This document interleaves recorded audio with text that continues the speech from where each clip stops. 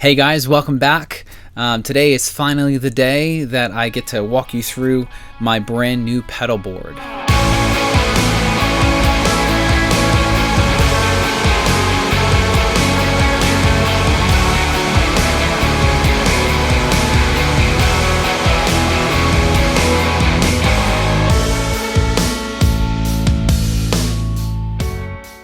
So it feels like I've been preparing for this for a year or so. It's definitely been a long time of me trying to kind of figure out, what I wanted to do with this new board and exactly how I wanted to wire it and how I wanted to arrange it, what pedals were going to be on there, what order they were going to be hooked up in, and all of that sort of stuff. And I wanted to put something together that was going to work out really, really well for me to be able to move around easily, that looks great, that functions really well. And so finally, I've landed here with this new pedal board. So this took a lot longer, I think, than I had anticipated, just in terms of building it.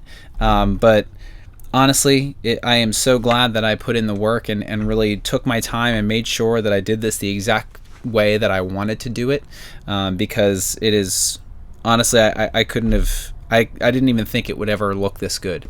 So I'm going to walk you through kind of the construction part of just building the board, just so you can understand a little bit more about how I actually put it together, and then I'll walk you through the kind of the guitar rig and how I'm coming into the board and all of the audio routing and how it goes out into the system, and then it goes into the the guitar amps and everything.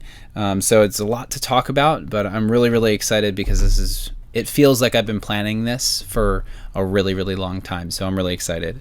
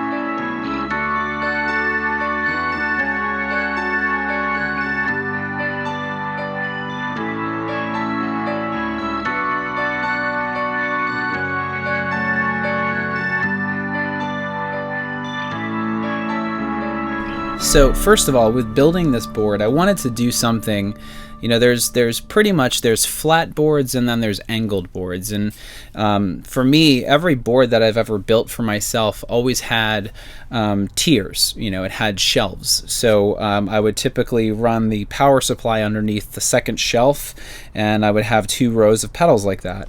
And the thing that I didn't really like about angled boards was that everything was on the same level. So, kicking switches on the second row of pedals can be a little tricky, because then you risk, hitting some knobs on the row in front of it. So that's why I always liked the shelf kind of design with a pedal board, because the secondary level of pedals are a little bit more elevated, so I'm not going to hit any of the other pedals and mess up any settings.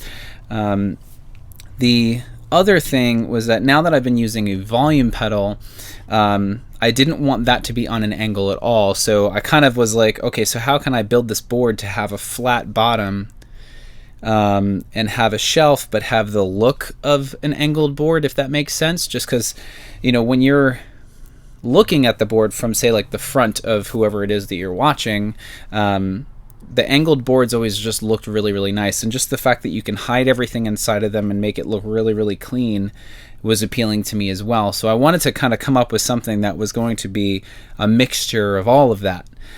So I really kind of landed here. So I basically I went out and I purchased a bunch of oak. So I wanted to go with a type of wood that was really strong, something that was going to last a really long time, and that was going to be sort of able to endure what I'm going to put it through. I'm taking it, to church twice a week, and then, occasionally we'll go out, beyond the four walls of our own church and go out. So I am traveling quite a bit with it. So I wanted a material that was going to be able to withstand a lot of that movement. So I got oak, and obviously, just looking at it, it's beautiful as well. So, so when I was putting this together, I kind of just, put my pedals, laid them out in the order and in the kind of the, the arrangement that I wanted to have. And then I measured that out, and then went and got the wood and cut it, and started, putting things together. So when I was putting the whole thing together, what I did was I kind of used the outer sort of pieces here to frame the board, and then I cut the bottom piece to fit inside of it, so that there was no like bottom piece. I just wanted it to look really seamless when you're looking at it from the outsides of it and everything like that. So that worked out really well. The idea, I think, originally was that I was going to make it so that it had a top piece to it. I think that what I'm going to do is I'm going to get a case for it. I don't really want this to be what gets slammed around all the time and all that sort of stuff. Not that I'm slamming it around, but I want this to be taken care of. So I will end up probably putting it inside of a case of some kind. So couple of other things though. I wanted to make sure that I wanted to put together like a little patch bay on the side. I've always kind of, because of the fact that I'm coming in from the main guitar with two cables, there's sometimes a second guitar with the electric.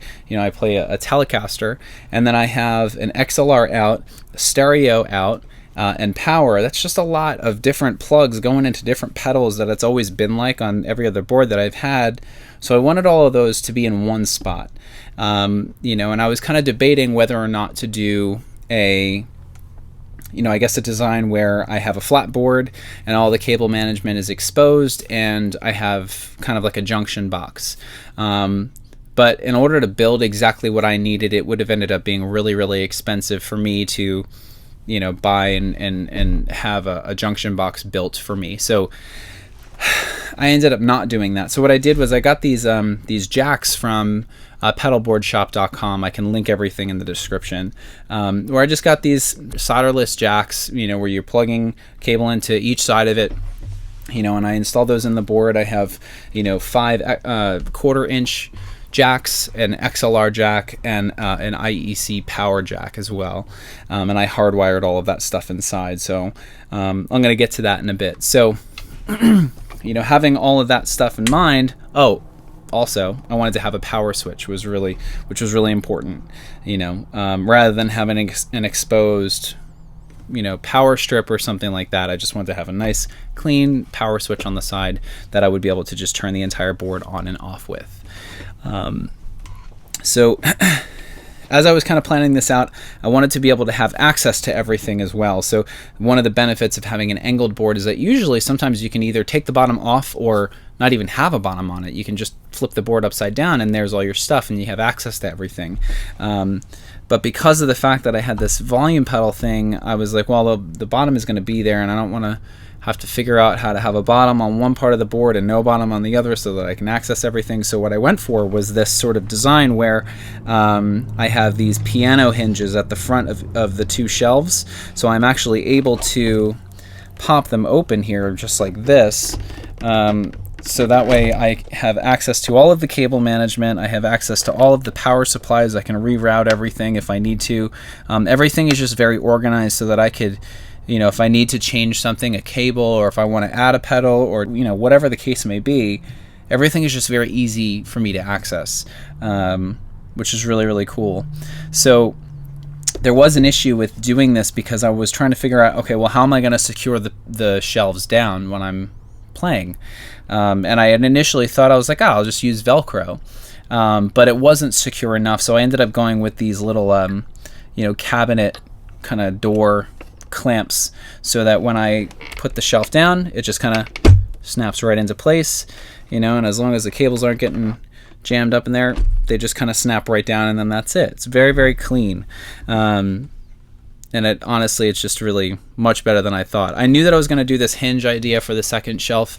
The first shelf, I was thinking, I don't really need to get underneath it, but, you know, when I was consulting with my wife about this, you know, she suggested, like, why don't you just do a hinge on both of them, so that way you can just get to the underneath of both shelves just in the event that you need to. So I ended up doing that, and it came out really, really well. So as I was putting together the board, a lot of the things you know, in terms of the woodworking, I'm fairly handy, but I'm not a, you know, woodworker. You know, I aspire to be, but, you know, I kind of did some things that I maybe shouldn't have done, or I didn't have the right kind of tools that I kind of made a way to make it work, like cutting these angles. I actually did that free-handed with a table saw. I don't know if that's the right way to do it, but whatever. I just put one coat of stain and then probably 4 or 5 coats of poly, and then that was it. I painted the bottom level here black, so it just looks nice and clean, with the brown sort of natural finish around the you know, on the sides and everything on the shelves. So I'm really, really pleased with the build quality of it. I did put some rubber feet on the bottom as well. And it's just very, very solid. The one downside I will say of using oak is that it's very heavy. So the board by itself does have some weight, which I know is less than ideal. Most people would be like, oh, if you're a touring musician, you would probably not use something like this because it's just so heavy. But again, I wanted to do something that was going to be strong, something that was going to look really great, and just be very practical and functional for me. So in terms of the routing, I, again, over here on the side, am coming in with the Martin, with the acoustic pickup and the electric pickup, and then there's a third jack for when I have the telly. And I do that because I'm not going to run 2 cables to the telly, right? So I'm not going to unplug the 2 cables from the Martin and when I want to switch to the telly if it's just 1 cable. So I have just an additional jack, and I go into an AB switch. So and then I have the XLR, the left and right out to go to the amps, and then the power, you know, and just the power switch. So I did get some feedback on YouTube through a few comments that when I walked you guys through the Martin, that I didn't play it, and your feedback was heard. That was by design. I knew that I was going to be putting together this video, and I really wanted to kind of reveal to you guys what it sounds like as I was kind of walking you through the entire guitar rig. So I'm going to grab the guitar now, and what I'm going to do is I'm going to walk through each step in the signal chain and how everything works, and kind of show you what each pedal adds to the tone that I've gotten. So I'm going to grab the guitar. So I guess I'll kind of go through what each side, you know, is going through first. So the acoustic is a lot more straightforward, so I'm just going to start with that. The acoustic is actually the green. It's labeled green here. And that cable connects to the first jack on the side panel. And then from there, it's going actually into the channel 1 input on the Ditto X2 looper. So the reason why, and I know that I had talked about in the timeline video that I was going to do, use the looper built into the timeline. The reason why that didn't really work out was because I wanted to be able to loop both of these at the same time, because it's an acoustic and an electric guitar. It's like I'm playing 2 guitars at once, so I wanted to be able to loop both of them at the same time. So 2 channels. So that's why I ended up getting a separate looper. So in the channel 1 input, it's coming directly from the acoustic guitar pickup into here, and then it goes out into the acoustic guitar preamp, which is made by Fishman. This is the Aura Spectrum pedal. This is what they call an imaging pedal. So what it does is it basically, you kind of pick, you connect it to your computer, and they have this whole library of sounds of guitars that have been recorded in you know, major studios with really nice microphones, and then you kind of blend your pickup sound with the emulated sound of the guitar, and it gives you a much more natural sound. So if I give that a swing here,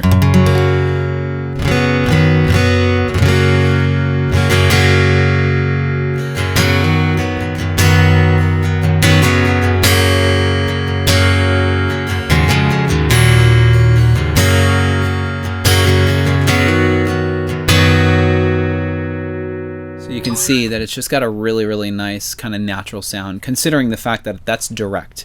That is not a microphone, you know, or anything like that. The microphone that I'm using here is for my vocals right now. So really great little preamp. And then it goes just XLR out of there, connects directly to the XLR out that goes directly to the house. So that doesn't even go through any effects or anything like that. It's just totally clean when you hear it with everything together.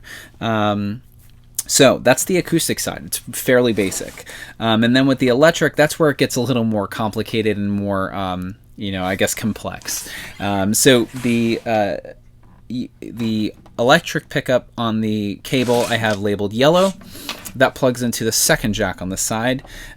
So it goes from there into this full tone AB switch. Now, typically, I guess AB switches are used for amp switching, which I'm kind of using it in reverse. So I'm using it to switch guitars. So you can see I have it labeled Martin or Tele. So A is Martin. When I switch it over to B, that means that I'm picking up the Tele. So really helpful. So I'm going from the input on the board into the, I guess the out, but it's technically I'm using it as an input on the AB switch. So then from there, I'm going out into the Walrus Audio Deep 6 compressor. So I'm going to give you an idea of what that sounds like. I guess I'll kill the acoustic sound for now. I'll show you what it sounds like together at the end. But here we go for this. So this is my clean signal.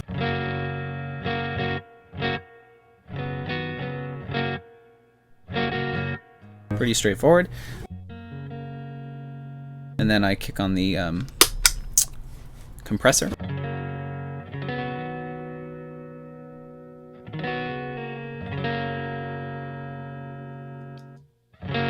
Without. A little bit. You can see it just kind of grabs it and just rounds it out a little bit. So this pedal is on all the time.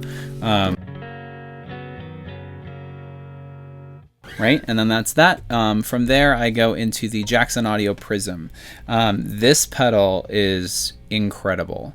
I was doing a lot of research about booster pedals before, and you know, I was looking, I think, at the there was a pedal by I think it's made by Vertex or something like that. It's called the Steel String Singer, and I was looking at that booster pedal. I was looking at the Keeley Katana booster pedal, and then this was a newer pedal that came out, and I saw a demo video on Reverb with Nigel, and he just showed this pedal, just what it was able to do, and I was like, wow, that just sounds incredible. So that I'm using a little bit differently depending on which guitar I'm playing. So with the Martin, I'm using it just literally as a clean boost. So without it, and then when I turn it on,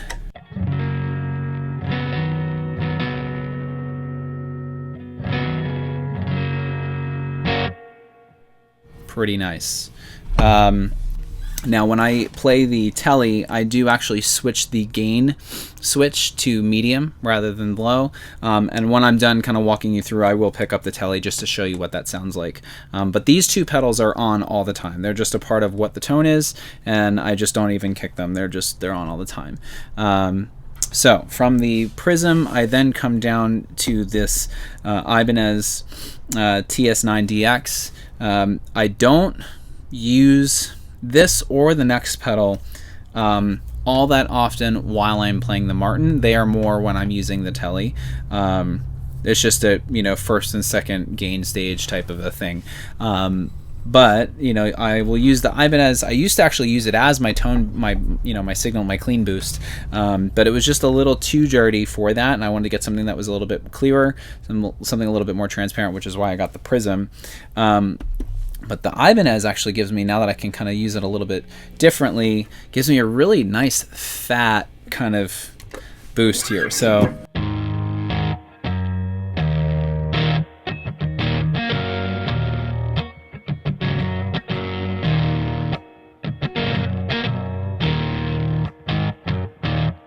pretty cool.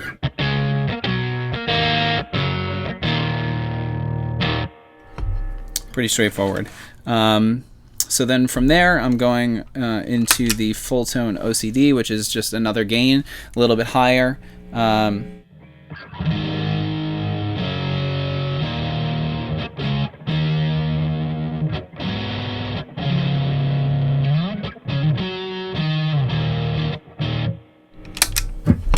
That's pretty much it.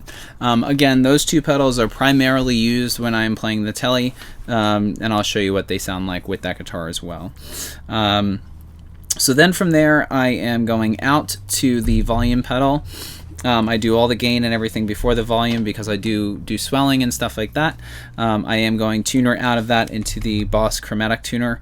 I think maybe eventually I'll go to that newer, smaller tuner that they just came out with fairly recently so that I can make some room maybe for like a chorus pedal or something over here. But that's all that's kind of doing. So then I go out of the volume pedal into the second channel of the Ditto looper. And what's really great about this is that it's entirely independent from the acoustic side. So it's literally like I'm looping two guitars at once, or one at a time. It doesn't really, you know, make a difference. I can either have just one side or both. And that was why I ended up choosing this. I have the volume turned all the way up because most of the time the type of loops that I'm doing are going to be like lead parts, or sometimes I'll lay in like a you know, like a drum beat type of a thing. So just to kind of give you an example, I'll go up on this timeline to give me some delay. So I'll do this.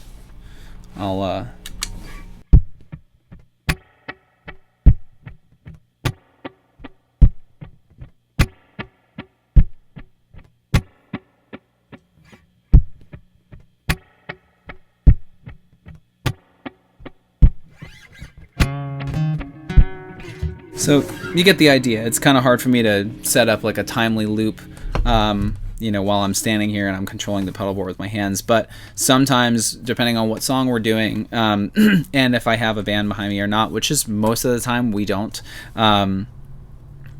I will kind of lay a nice little drum beat to kind of keep things going, to give it a little bit different of a sound. Not on every song, but it definitely adds a cool little flavor there. So out of the Ditto X2, I'm going into the timeline. So this is really where it gets kind of fun. So what I ended up doing with the timeline is that I have some fairly basic kind of sounds that I go to almost all the time. Most of them are kind of like ping pong style delays. So something kind of like this.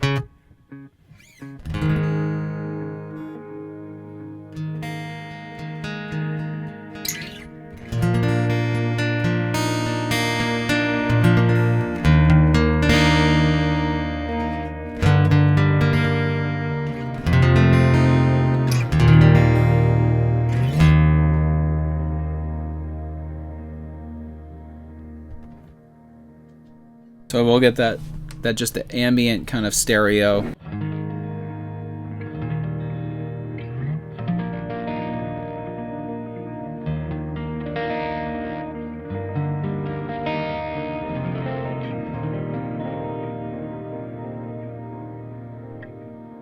I almost always have that on. It just adds a lot to the overall sound. At other times, I'll go up to kind of like a swell, where I'll do something like this.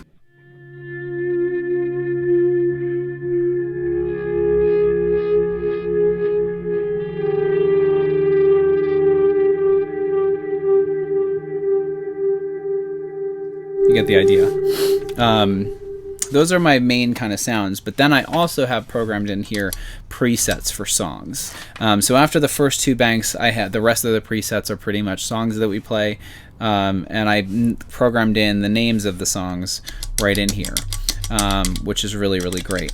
Now, what I really wanted to do, and the reason why you'll see the big sky on this pedal board, you guys do know that I did buy the blue sky originally, and I thought that the big sky was going to be overkill, but I wanted to be able to have different presets for different songs, and have them together, have them programmed together. So the way that I'm hooking this up, and I know that there are really big, fancy, expensive MIDI controllers out there that control all of these through looping and all that sort of stuff, but I really just wanted to control these two together. So what I have, the way that this is set up, is that this Strymon multi-switch here is actually hooked up to the timeline, and then I have a MIDI cable connecting the timeline and the big sky together.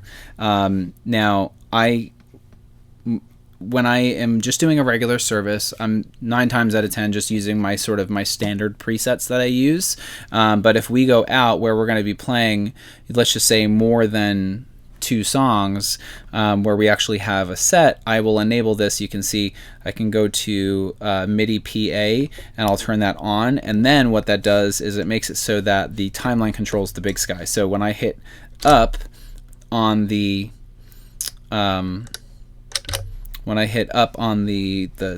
multi-switch, it actually controls the 2 pedals together, which is really pretty cool. So I can actually line up the presets in both of them, and then I can just hit up on the multi-switch, and it just switches both pedals to that song in sync, which is pretty great. So again, most of the time if I'm in a regular service, I'll just turn that off, and then they just function independently of one another. The other thing when you're doing that is that I have both pedals set to their expression mode for tap, so that the left and right buttons on the multi-switch control up and down for presets, and then the middle will control tap tempo on the timeline, and then on the big sky it controls the pre-delay. So I didn't want it to do that on the big sky. So what I did is you just got to turn off the MIDI clock so that the big sky does not receive clock information from the timeline, and then that takes care of it. So it'll still control the presets, but it will not accept clock information, so that when you hit a tap tempo on the multi-switch, it's not going to affect the pre-delay on the big sky. So pretty cool. So moving on to the big sky, you'll see that I have 3 main sounds. I have a short, a medium, and a long. So just to kind of give you an idea of what those sound like. So the short.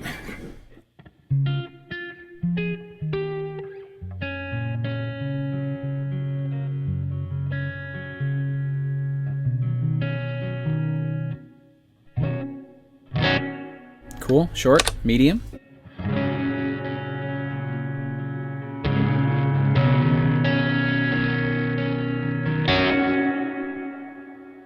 Right, and then I go into long, which is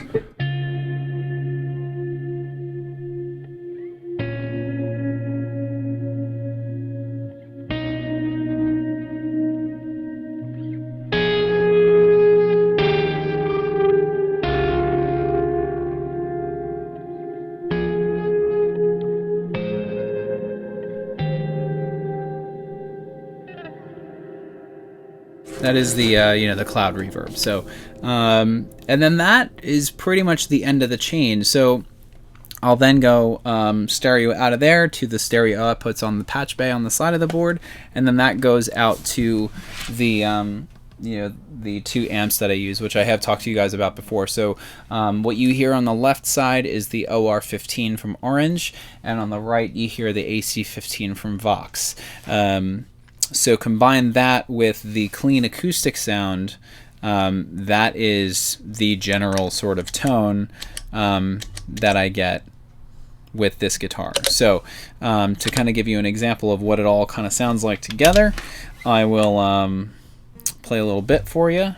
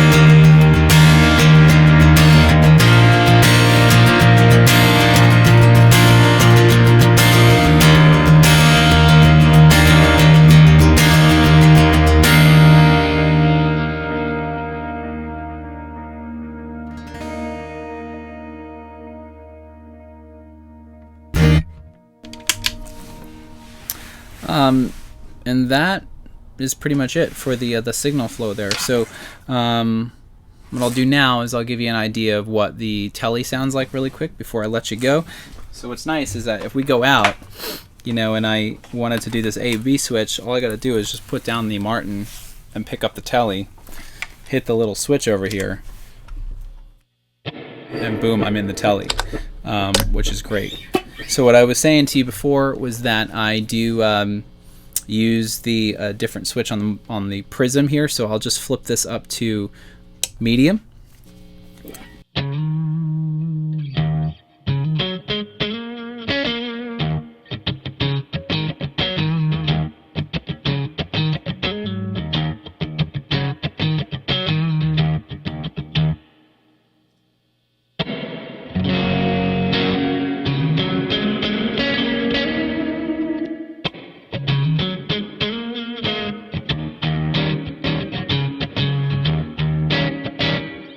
Cool. So to give you an idea of the Ibanez, I'll kick that on.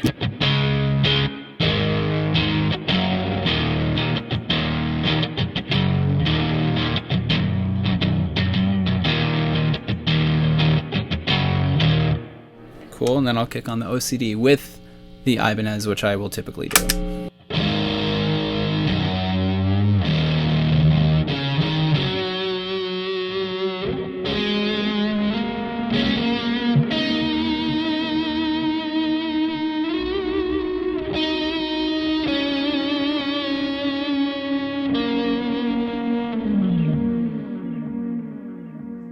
And that's pretty much it. So this took a long time, but I am really very excited about it, and I thank all of you guys who have stayed, you know, with me through this. And I know that I've been talking about it for a long time, and it took a lot longer than I had anticipated. But I just want to thank the subscribers that we have so far. I think that we're at 439 people who have subscribed. So thank you very much if you have subscribed. If you haven't, please do that. I definitely am excited to put together some new content. I definitely want to go in a couple of different directions now that I've really kind of walked you through the guitar rig. You know, keep in touch with me. You can follow me on Twitter. I'll have all of the information below. I am going to be linking all of this stuff for the most part in the description. So if you're interested in any of the cabling that I use these really awesome square plugs. I redid all of the wiring with Mogami 2314, which is a newer cable from them. That's actually super low profile. It's like half the width that I had used before, so it saved me a lot of space. If you're interested in any of this stuff, I am going to link a lot of it, you know, or all of it right down in the description there. So thank you so much for hanging out, and I hope you enjoyed this video. Stay tuned for the next one. Take care.